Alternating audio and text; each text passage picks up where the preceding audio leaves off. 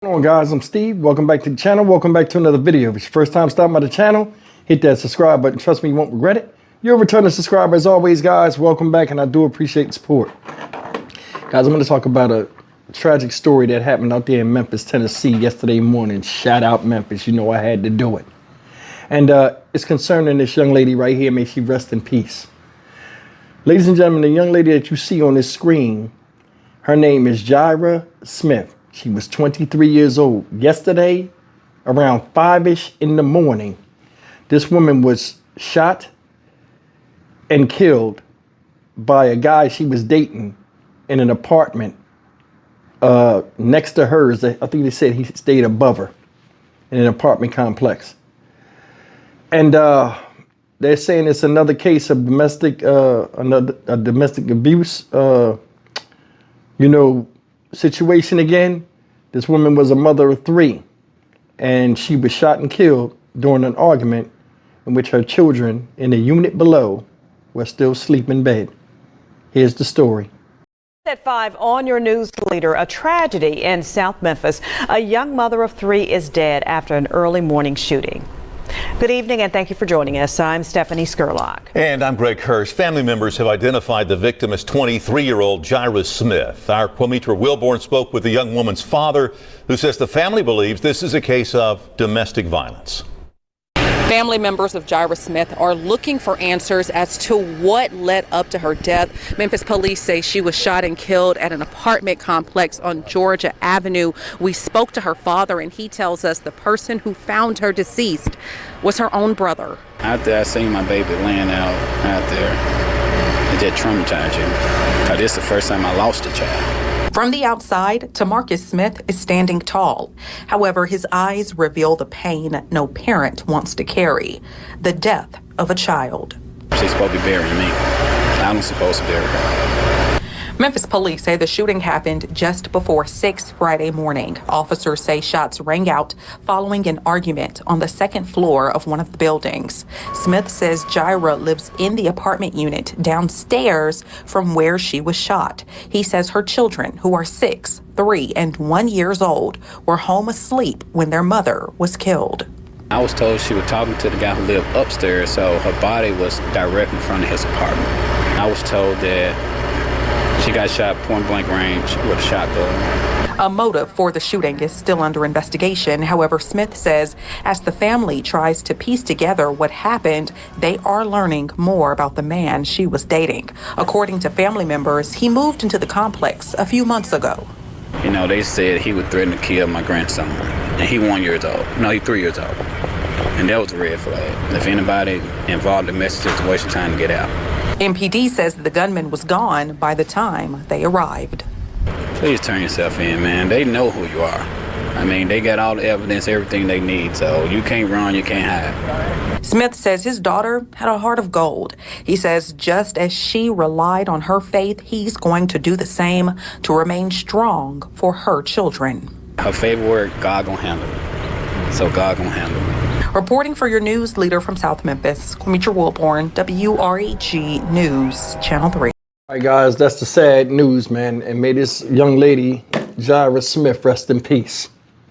But I got to ask you, those of us that are in relationships, married, or have been in relationships that have been rocky sometimes, and this is my question, how did it ever come to this here?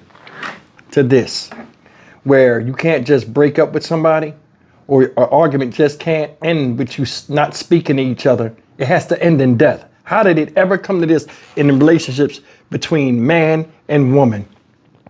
Nowadays, domestic violence is running rampant in this country, and it's almost accepted by some people. Let's look at a few points of what we've seen in that video. First thing is this. This guy moved into the apartment complex a few months ago.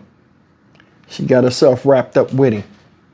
And there's nothing wrong with meeting somebody and wanting to see where a relationship can go.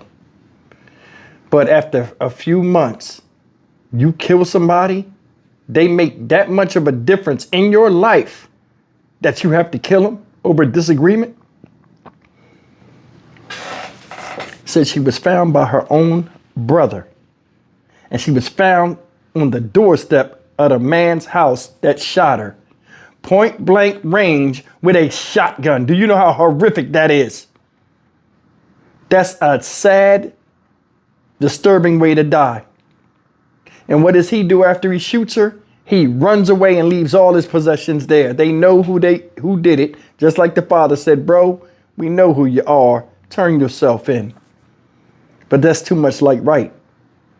It's funny how you see a lot of people, they can run away after they kill somebody or walk away, but they can't walk away to stop themselves from killing somebody and risking their freedom. A lot of people live within a prison inside of their own damn head, and that's your proof of it right there. A man cannot match the emotions of a woman, especially when they're upset. A lot of times they get irate and all this other stuff and say a lot of things they don't mean, whatever. I don't know what it was about. And honestly, I don't care. But for him to take it all the way to an extreme like that, come on, man. What are we doing here? What are we doing here? Stuff like this needs immediate attention in this country. And stories like this, even though she's gone, it's a teaching moment. A teaching moment. This woman had 3 kids. Said one was 1 year old, one was 3 years old, and the other one was older than that. She had responsibilities. You understand what I'm saying? This guy knew that. He didn't care nothing about them kids, and proof of that is he threatened to kill the 3-year-old. You only been there a few months. What is a few? 3? When they say few, that's like 3, right? 3 to 5? Whatever time you was there, you're threatening to kill a 3-year-old kid, and you're a grown-up. That right there, that ain't a red flag, that's a pirate flag. He'd have been left alone. But then again, this type of person that's unscrupulous and merciless, a lot of times you can't get away from them. So I don't even know what it was about. But I do know you were man enough to take this woman's life, this mother's life. You should be man enough to stand on what you did. You guys agree or disagree? This is absolutely heartbreaking. And this happens all the time, and it'll happen again tomorrow or hell tonight. I got another story coming up for my 7 o'clock premiere tonight that's heartbreaking as well. And it goes along the gist of domestic violence. Some people can't leave people alone, or some people can't take no for an answer. And that's a lot of reasons why a lot of people are in the positions they're in and in the penitentiary, AKA the plantation, because they don't take no for an answer. They don't know when enough is enough, and it's always their way or the highway. In fact, it ain't even the highway. It's just upsetting that this happened. 3 children without a mom, a dude on a run, and a family left wondering what the fuck was going on. Same thing, always the same. Sick of it. I'm Stock Market Steve for the Dynamic Reason channel. As always, like, comment, share, and subscribe. It's certain codes I live by. You could ask my wife in there. If a woman or anybody, well, I can say anybody, like I like them, you know, just a woman is in my life and it get to the point where I can't stand her or I'm going to do something to her, I'm going to remove myself from that or tell her to remove herself from it.